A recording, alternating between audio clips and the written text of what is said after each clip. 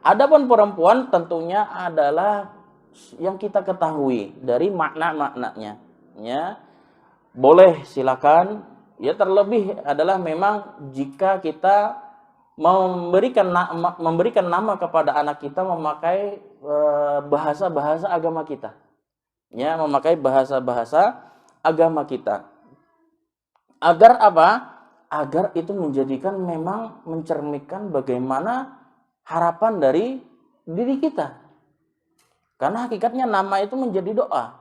Ya, nama menjadi doa. Betapa banyak para sahabat ketika mereka sebelum masuk Islam, ya, memiliki nama yang sesuai dengan agamanya.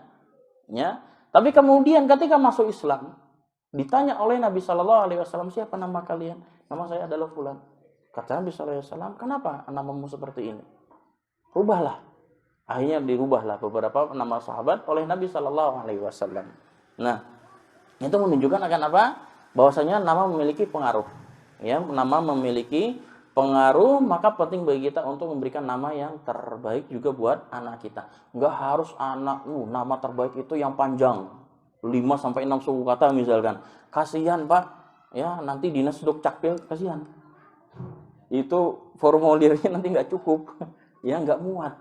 Dan yang ribet nanti kalau apa qadarullah masyafat anak kita udah gede, yang mereka kemudian harus melanjutkan pendidikan entah itu ke luar negeri, entah itu kemana. Itu nama itu memiliki apa istilahnya sudah mekanisme. Ada tanda kutip, tanda ini itu nanti akan dihilangkan di formulir. Ribet, bikin paspor aja nggak ada koma, nggak ada titik, nggak ada strip, itu akan dihilangkan. Nah, makanya berikan nama yang mudah, yang simple, tapi kita paham dan itu memiliki mana yang baik. Yang memiliki mana yang baik. Nggak harus namanya kemudian yang seakan keren, ya kan? Campur aduk. Ada nama sahabat tapi kemudian ujungnya ada nama orang baratnya. Repot nanti, Pak. Ya. Repot. Ahmad Mikel misalkan. Kan repot. Jadi cukup nama yang baik itu maknanya yang baik, kita memiliki harapan dari nama tersebut, ya. Dan anak kita menanggung bebannya itu enggak berat. Ya, dengan nama saya seperti ini. Bebannya luar biasa. Sedangkan dia tahu namanya itu caplokan dari tokoh-tokoh dunia misalkan. Sedangkan orangnya jadi beban akhirnya. Ya, jadi beban. Nah, makanya di antara adab yang lainnya juga adalah apa? Memberi nama yang baik. Kemudian yang ketiga selanjutnya adalah menyembelihkan akikah atas namanya pada hari ke-7 sejak kelahirannya. Kalau nggak bisa hari ke-14, nggak bisa hari ke-21, nggak bisa juga setelah kelahirannya di hari kapanpun bisa untuk akikah. Ya, karena apa? Karena Nabi Shallallahu Alaihi Wasallam mengatakan ya dalam sebuah hadis, semua bani Adam, semua anak manusia itu tergadaikan oleh akikahnya. Ya, tergadaikan oleh akikahnya, maka perlu diakikahin. Ya, perlu diakikahin. Laki-laki alhamdulillah, ya kan 2 kambing lumayan. Ya. Laki-laki perempuan 1 ya alhamdulillah. Ya, selama kita mampu kita akikahin. Ya, itu menjadi tanggung jawab orang tua. Ya, jadi tanggung jawab orang tua. Nah, tapi kalau misal kata kita pun masih belum akikah, ya segera kita akikah. Kalau misal kata nih, kita sudah gede, udah besar, bahkan kita udah punya anak kita udah akikah, kita belum rupanya. Ya kita akikahin diri kita. Ya, kita segera untuk akikahin.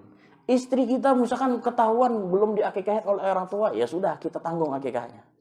Ya, kita tanggung akikahnya. Ya, sehingga itu menjadi gugur dari kewajiban kita ya sebagai hamba Allah Subhanahu wa taala, ya. Kemudian adab yang juga berikutnya adalah mengkhitannya. Ya, mengkhitan wajib bagi laki-laki.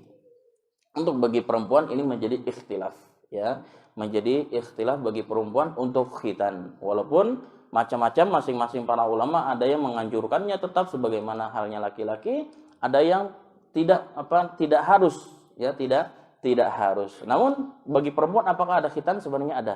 Ya, sebenarnya sebenarnya ada. Tapi yang lebih paham ini adalah teman-teman dari tenaga kesehatan yang mungkin lebih paham bagaimana khitan perempuan yang kita tidak memahaminya. Nah, ala kulli hal, untuk khitan juga adalah sesuatu yang wajib. Ya, wajib kita mengkhitan anak kita, khususnya yang laki-laki. Nah, khitan tentu macam-macam tergantung budaya masing-masing. Ya, kalau di Arab, mohon maaf ya Bapak dan Ibu sekalian, kalau di Arab khitan itu nggak lama setelah kelahiran. Ya, nggak lama setelah kelahiran, anaknya itu biasanya langsung dikhitan. Bahkan kadang dibarengkan dengan akikah. Ya, dibarengkan dengan akikah. Karena biasanya lebih mudah memang mengkhitan anak bayi ya daripada udah gede. Mohon maaf, kita punya teman anaknya lambat khitan, Pak. Akhirnya sudah masuk TK belum dikhitan. Umur 3 tahun belum dikhitan. Kemudian masuk TK sampai TK besar belum dikhitan pula. Akhirnya dia paham yang namanya khitan itu sakit. Yang namanya khitan itu sakit. Sampai SD akhirnya belum dikhitan. Ya, sampai SD akhirnya belum dikhitan. Enggak mau. Dibujuk luar biasa tahunan sudah dia enggan. Nah, ini ya perlu juga bagi orang tua bagaimana mengatur hal tersebut, dan ini adalah kewajiban.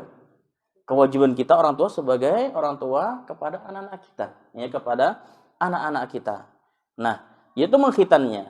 Kemudian selanjutnya juga menyayangi ya, dan berlaku lemah lembut terhadap anak. Nah, ini wajib. Lemah lembut tentunya ini juga kembali kepada masing-masing pribadi masing-masing, bahkan mungkin setempat, ya, budaya setempat.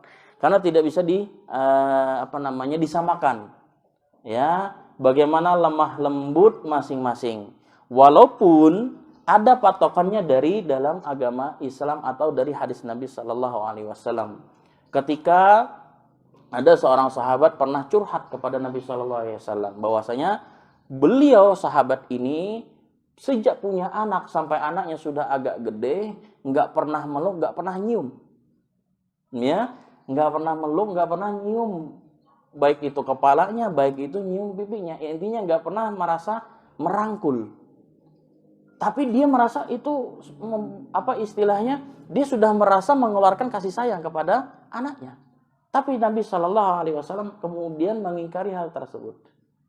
Nabi Shallallahu Alaihi Wasallam kemudian mengingkari hal tersebut dan memberikan saran, ya, bahwasanya agar seorang ayah, seorang orang tua, baik itu ibu dan seorang bapak, di antara bentuk kasih sayang dan lembut kepada mereka itu adalah apa? Juga sering memeluk mereka, sering mencium mereka, cium keningnya, cium kepalanya, cium dahinya, cium pipinya. Itu di antara bentuk kasih sayang. Dan Nabi SAW menganjurkan hal seperti itu.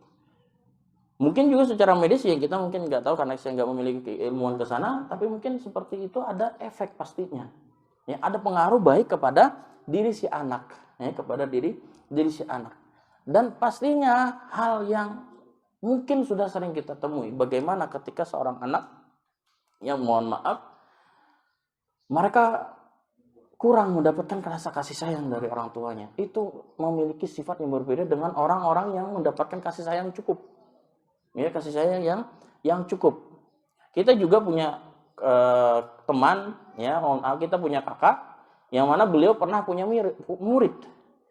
Pernah punya murid, qadarullah wa ma syafa'al, anak ini memang diuji oleh Allah Subhanahu wa taala, orang tuanya dua-duanya bisu. Dua-duanya bisu dan biasanya kan otomatis juga Pak terganggu pendengaran. Ya, terganggu pendengaran. Beliau berdua itu bisa untuk mendengar tapi harus dalam suara lantang, ya, suara keras. Jadi apa yang terjadi? Anaknya ini subhanallah nggak ada cacat. Lahir dalam keadaan normal. Nggak bisu, nggak tuli juga, ya. Tapi yang terjadi apa? Karena mungkin lingkungan dari kedua orang tuanya yang juga bisu dan juga pendengaran kurang, akhirnya dari kecil dia terbentuk bagaimana yang namanya bersuara itu harus keras. Harus keras. Akhirnya pendidikan dia bisa sampai kuliah, Bapak dan Ibu sekalian. Pendidikan sampai bisa kuliah. Tapi yang menjadi kaget adalah apa? Ketika dia kuliah, dia bersuara keras di hadapan dosen-dosennya. Tapi karena hal itu dia terbentuk karena di rumah seperti itu, gitu. Dan jarang mendapatkan perhatian orang tua karena memang Allah uji. Allah uji. Tapi setelah para dosennya dipahamkan oleh orang-orang yang tahu akan keluarganya, akhirnya mereka memahami. Ya, akhirnya mereka memahami. Itu yang terjadi. Ya, makanya kasih sayang kepada seorang anak itu sangat perlu untuk diberikan. Bentuk kasih sayang nggak harus, mohon maaf dalam tanda kutip, padahal kita manjakan terus-terusan, nggak harus. Setiap ada keinginan yang dia ingin kita penuhin, enggak. Ya, enggak harus. Ada kalanya kita perlu tegas, iya. Ada kala perlu kita di mana waktu lebih banyak untuk menyayangi mereka, tapi tidak memanjakan. Ya, tidak memanjakan. Yang jelas, ya, kasih sayang tidak bisa diberikan dengan cara yang dominan keras. Ya, dominan keras. Lebih dominan dan mayoritas adalah lemah lembut yang perlu kita berikan kepada anak-anak. Sehingga karakternya mereka pun juga akan terbentuk alamiah. Ya, terbentuk alamiah dengan kelembutan, ya, dengan kelembutan. Nah, ini ada berikutnya. Kemudian juga ada yang lainnya adalah memberi nafkah. Memberi nafkah juga buat anak-anak. Bukan hanya nafkah keluarga. Yang namanya keluarga adalah semuanya, bukan cuma ibunya saja, tapi juga anaknya. Bahkan mohon maaf, ketika seorang suami atau seorang bapak dan ibu atau seorang suami dan istri kemudian terpisah, yang mana kemudian mengharuskan mereka berpisah, sang bapak tetap harus wajib memberikan nafkah kepada anaknya. Dengan perpisahan tersebut, itu tetap sang bapak wajib untuk memberikan nafkah kepada anaknya. Sampai kapan? Sampai kemudian mereka balik. Sampai kemudian mereka bisa mandiri untuk mencari nafkah. Ya. Jadi nggak semena-mena, kalaupun qadarullah wa ma syaa fa'al, seorang suami, seorang istri kemudian harus pisah. Selesai, terpisah, terputus semuanya, enggak. Bapak masih memiliki tanggung jawab untuk nafkah siapa? Anaknya. Ya, syukur-syukur kalau masih memiliki kemampuan untuk juga menafkahi mantan istrinya.